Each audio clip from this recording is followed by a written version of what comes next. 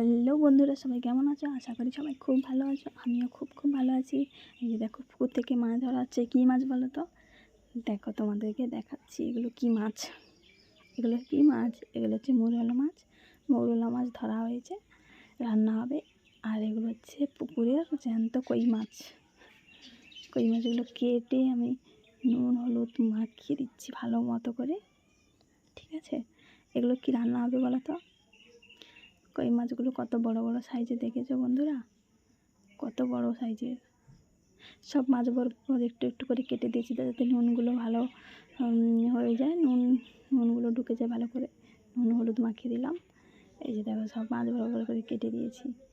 আর তোমাদেরকে আমি দেখাচ্ছি কত বড় বড় কই মাছগুলো তুলে তুলে দেখাচ্ছি। দেখো, জ্যান্ত কই, পুকুরের দেশি জ্যান্ত কই।